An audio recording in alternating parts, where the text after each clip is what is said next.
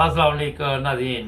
Programme आज हमारे के साथ इरफान अहमद खान साहब जर्मनी से हमारे साथ होंगे। पिछले दिनों खान साहब ने प्रोग्राम में किया तो कुछ लोगों ने ये लिखा कि खान साहब शायद इमरान खान के ख़िलाफ़ प्रोग्राम करते हैं। मैंने कहा आज खान साहब से भी ये सवाल पूछते हैं।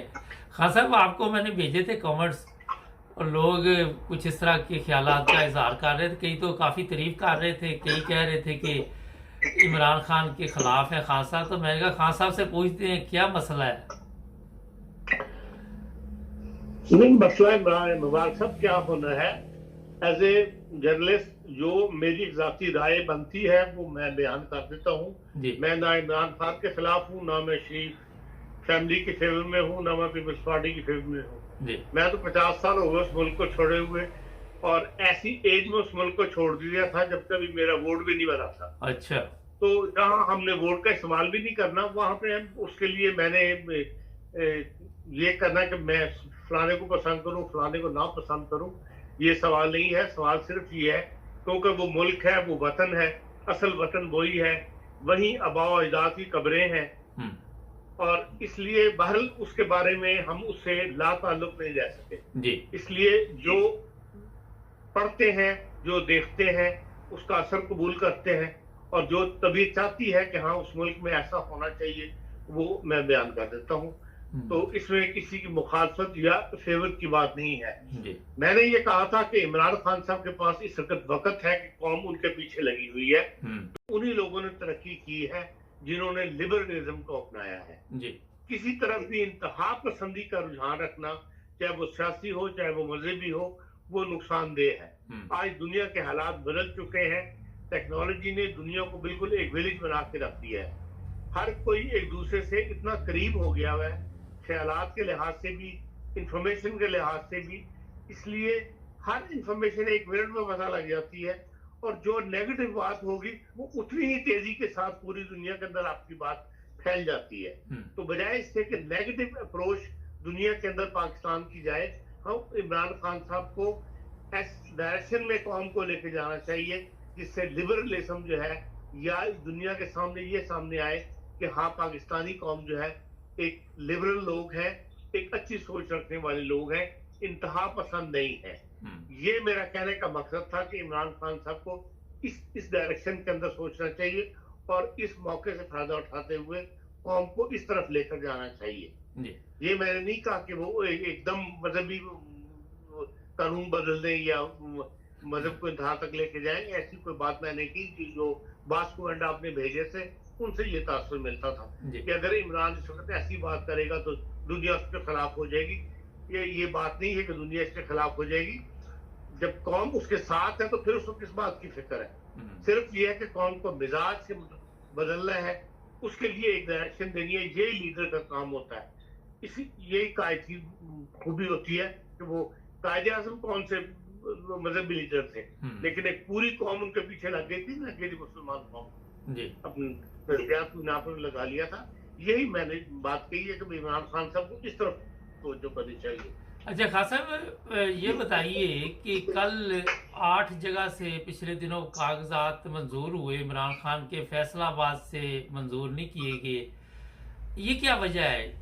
एक ही इलेक्शन कमीशन है, एक ही हर पेपर सबके सामने पेश किए गए, तो आप क्या इसे आप किस नजर से देखते हैं? मैंने वो नहीं देखा फैसलाबाद से क्यों उसका रिजेक्शन की, उसने इलेक्शन कमीशन ने क्या उसके ऊपर इतराज लगाया है। लेकिन देखिए, मुबारक साहब अकल की बात ये कहती है कि जो इंसान मुंतखब हो चुका है नेशनल असेंबली का, उसको दोबारा खड़ा किसी सीट के लिए खड़ा होने की इजाजत नहीं होनी चाहिए। ये कानून के अंदर सुकम है। हाँ, जब आप इलेक्शन हो रहे हो, जनरल इलेक्शन हो रहे हो, उस वक्त खतरा होता है कि मैं शायद फैसलाबाद से ना हो, तो मैं कोशिश करता हूँ नहीं मैं गुजरांवाले से भी हो जाऊं, चलो मैं जड़ावाले से भी हो जाऊं, तो 2-3 जगह बंदा नाम जमा करवा देता है। लेकिन एक आदमी जो ऑलरेडी असेंबली का मेंबर है, नेशनल असेंबली का मेंबर है, वो फिर एक असेंबली के मेंबरशिप के लिए कागज जमा कराए, इसी कानून में गुंजाइश नहीं होनी चाहिए। इलेक्शन के ऊपर बड़ा पैसा खर्च होता है। अब 9 सीटों पर इलेक्शन होगा, करोड़ों रुपए हुकूमत का खर्च होगा, उसके बाद 9 सीटों पर तो नहीं इमरान साहब रह सकते। ये जो फिर बाई इलेक्शन होंगे, जाहिर है जब जो सीटें छोड़ेंगे उनको फिर इलेक्शन करवाना पड़ेगी, फिर उसको पैसा खर्च होगा गवर्नमेंट का। एक ऐसी हुकूमत जो खुद पैसे पैसे की मोहताज हो, उनको इन अखराजात की समझना चाहिए। और मैं नहीं समझता कि ये अक्लमंदी का फैसला है इमरान खान साहब के 9 सीटों के ऊपर खड़े हो जाना। नहीं तो ये तो और जो फिर रिजेक्ट अक्लमंदी हुआ है, वहां भी नहीं खान साहब हुई जब इन्होंने रिजाइन किए थे, जी जब इन्होंने इस्तीफे दिए थे उस वक्त भी तो कोई अक्लमंदी का फैसला नहीं था ना। हम ये तो सारी मतलब पूरे हमारे सेटअप के अंदर, सियासी सेटअप के अंदर भी जगह जगह सुकम जो है वो निकल आता है। जब भी कोई वाकया होता है, जब भी कोई स्टेप उठाया जाता है, पता लगता है हाँ जी अब ये इसके अंदर ये सुकम मौजूद है। यही कल आप देख लें शहबाज गिल के साथ हुआ है कि कोर्ट्स तक हमारी जो है वो इतना आजाद नहीं है या इंसाफ के मुताबिक फैसले नहीं करती। कल उन्होंने जिस्मानी रिमांडर दे के, क्या जरूरत थी एक जिस्मानी रिमांड देने की? रिमांड होता है कि हाँ जी एक बंदा कबूल नहीं कर रहा तो उसके लिए रिमांड देना पड़ता है। और उसके लिए एक सियासी लीडर के लिए वो कोई चोर थोड़ी है कि जिससे आपने चोरी उगलवानी है, या कातिल थोड़ी है कि वो कत्ल नहीं उमर रहा। एक उसने एक सियासी बयान दिया है, उसके लिए जिस्मानी रिमांड दे के एक नया फसाद मुल्क के अंदर खड़ा कर दिया। पुलिस को जिस्मानी रिमांड देने का मतलब है कि हाँ आप खुली इजाजत है कि तुम मारो जितना मार सकते हो, जिस तरीके से भी इससे बात निकलवाना चाहते हो वो निकलवाओ। मुखाम का एक नया फसाद खड़ा हो गया मुल्क के अंदर। एक सियासी लीडर को आपने बेपनाह पुलिस ने उसकी बैठक लगा दी। अच्छा तो ये बताइए खान साहब, एक सवाल है यहाँ। इस्लामाबाद हाईकोर्ट ने उसका नोटिस किया हुआ है। अब ये एक से एक नया स्टेप जो है वो उठाया जाता है। ये सब हमारे माशरे की, सोसाइटी की, कानून की के अंदर सुकम मौजूद है, जिससे जो है एक दूसरे के लिए मुखालफत में रस्ते पैदा किए जाते हैं। खान साहब ये बड़ा एक मसला कल का चल रहा है, ARY पे भी और दूसरे चैनल भी ये शोर डाल रहे, इमरान खान ने भी इस पे नाराजगी का इजहार किया है। एक दफा जिस्मानी रिमांड ले लिया, फिर उसे जेल भेज दिया, फिर उसके बाद जिस्मानी रिमांड लिया, वो कहते हैं 20 साल में ऐसे नहीं हुआ। तो इसका मतलब कानून नाम की कोई चीज नहीं पाकिस्तान में, ना अदालतें आजाद है ना और कोई इदारा आजाद है, ऊपर से जो ऑर्डर आते हैं उसी पे काम चल रहा है। ये हमेशा से होता आ रहा पाकिस्तान का। जिस्मानी रिमांड कई दफा दिए गए हैं, एक दफा नहीं। सबने एक दूसरे के खिलाफ इकदाम उठाए हुए हैं। ये गिल साहब जो है, शहबाज गिल साहब, ये भी बहुत ज्यादा सियासी बयान दिया करते थे। ये भी फैसलाबाद के हैं। निसार साहब भी अपने जो है वजीर आला साहब, वो भी फैसलाबाद के हैं। और ये भी सीने पे हार मांगा, मैं गिल्दा पुत्र हूं, मैं गिल्दा पुत्र हूं। अब ये एक दूसरे के खिलाफ बयान दिए हुए हैं और उसका मौका जो है पैदा हो जाता है, निकाल लेते हैं और फिर एक दूसरे के खिलाफ वो करते हैं। और इसमें अदालतें जो है वो जो नीचे की अदालतें हैं, कम से कम सेशन कोर्ट तक, वो उनकी मदद कर देती हैं। जो भी हुकूमत हो वो जो चाहती है वो सेशन कोर्ट से करवा लेती है। और यही इस केस में हुआ है और यही पहले होता रहा। खान साहब आप क्या समझते हैं कि ये जाती तौर पे भी फिर एक दूसरे को निशाना बनाते हैं? जैसे कल रेंजर्स पहुंच गई और उन्होंने कहा जी आइए इस्लामाबाद के हवाले करें, वजीर दाखिला ने रेंजर्स को हुक्म दिया। दोनों तरफ की जब पुलिस गई है तो फिर ताकत का इस्तेमाल किया गया। तो आप क्या समझते हैं यहाँ पे क्या होना चाहिए था? देखिए ये बात सही है कि गिल साहब ने जो बयान दिया है उन्हें ऐसा बयान नहीं देना चाहिए था। हम लेकिन मुसीबत सारी है कि हमारे सियासतदान बोलने में मोहतात नहीं है। उस वक्त ऐसे अल्फाज बोल जाते हैं जिससे इदारों के ऊपर जो है हरफ आता है, फिर वो इदारे हरकत करते हैं। बाद इदारे मजबूत है, पावरफुल है, उनके पास अथॉरिटी है। फिर ऐसे भी इदारे मौजूद हैं जो किसी कानून की परवाह नहीं करते, वो अपने खिलाफ एक लफ्ज सुनने के लिए तैयार नहीं है, वो हरकत में आ जाते हैं। इसलिए बोलने में एहतियात करनी ज्यादा बेहतर है।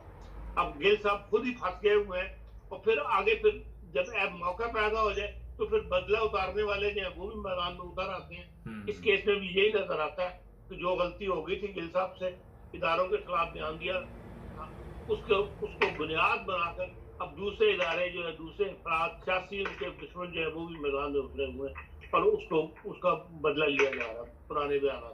खान साहब आप समझते हैं अभी और लोगों को भी ये गिरफ्तार करेंगे? अभी गिरफ्तारी देखें, वही मैंने बात की ना, अगर कोई मोहतात अल्फाज इस्तेमाल करे, मोहतात रवैया रखे, ना एक दूसरे के ऊपर जाती अटैक करे। हमारे यहाँ तो मुसीबत ये है कि खवातीन पर भी अटैक कर रहे थे, घरेलू खवातीन को भी बीच में मुलवस कर लेते हैं, जिससे बहरहाल फिर आपको पता है फिर पंजाब की गैरतें जाती हैं एक दूसरे खानदानों की, और फिर वो इस किस्म के हरकतों पर उतर आते हैं, निजी हरकतों के ऊपर। इसलिए अगर तहरीक इंसाफ की सियासी क़यादत जो है, ये सियासी कायदीन जो है मोहतात रवैया रखें, सियासत को सिर्फ सियासत तक महदूद रखें, तो कोई वजह नहीं कि फिर शहबाज शरीफ या मुस्लिम लीग नींद या इत्तेहादी हुकूमत जो है, ये जो लोग भी इस वक्त हुकूमत में है, फिर उनके खिलाफ इस किस्म के इकदाम उठाएं। अच्छा खान साहब, ये बताइए कि जो 25 सितंबर को इलेक्शन हो रहे उससे पहले इमरान खान के लिए कोई ऐसी गेम डाली जाएगी कि वो नाअहल करार दे दिया या पार्टी पे कोई पाबंदी लग जाए? देखिए, माहौल तो ऐसा बना हुआ है कि उसको नाअहल करार नहीं देना जो है अपने आप को मुश्किल में डालने वाली बात होगी। इसलिए कोई ऐसा इकदाम उठाया गया तो सोच समझ के उठाया जाएगा। तो मुमकिन है कि भाई अदालतों से ऐसी कार्रवाई करवा ली जाए, लेकिन इस वक्त अदालतें ऐसे मूड में लगी नहीं मुझे।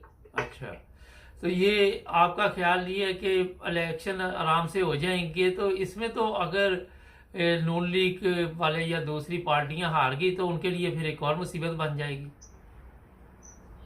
लेकिन हारने जो है, हार जी तो इलेक्शन में फिर होती है, लेकिन बहरहाल नून लीग यही चाहेगी, क्योंकि वो मरकजी हुकूमत में है और इलेक्शन का फैसला मरकजी हुकूमत नहीं करना है, कि वो उस माहौल में इलेक्शन करवाया जाए जबकि नवाज शरीफ साहब भी पाकिस्तान में मौजूद हो, क्योंकि ये तो उनको इल्म में है मुस्लिम लीग नून के कि अगर नवाज शरीफ साहब जहां ना हुए तो फिर तहरीक इंसाफ का मुकाबला करना जो है मुश्किल होगा। इसलिए इलेक्शन वो उसी वक्त करवाएंगे जब नवाज शरीफ साहब पाकिस्तान में मौजूद होंगे, उनका रास्ता साफ हो जाएगा। आप क्या समझते हैं, नवाज शरीफ जिस तरह अफवाहें चल रही कि वापस जा रहे हैं, तो आप इस पे क्या कहेंगे खान साहब? इसके लिए कोई ना कोई रास्ता पैदा करेंगे, वो कोई ऐसी जमानतें लेंगे, उनसे कबल जमानतें करवा लेंगे उनकी, जिससे उनके ऊपर हाथ ना डाला जाए उसके इलेक्शन तक, और फिर उनको लाया जाएगा। बात यह है कि माहौल आज तक हमने यही देखा है कि जो चीज करवानी हो उसके लिए आप स्टैब्लिशमेंट के साथ राजी कर लें, स्टैब्लिशमेंट के साथ कोई एग्रीमेंट कर लें, तो फिर वो चीज हो जाती है। उसमें फिर ना कानून रिकॉर्ड बनता है, ना इदारे रिकॉर्ड बनते हैं, ना अदलिया रिकॉर्ड बनती है। चले, बहुत शुक्रिया खान साहब का, थैंक यू। नाज़रीन, इरफान खान साहब अपने ख्यालात का इज़हार कर रहे थे। हमारे चैनल को सब्सक्राइब करें, जुड़े रहें हमारे साथ, मिलेंगे नए प्रोग्राम में। अल्लाह हाफ़िज़।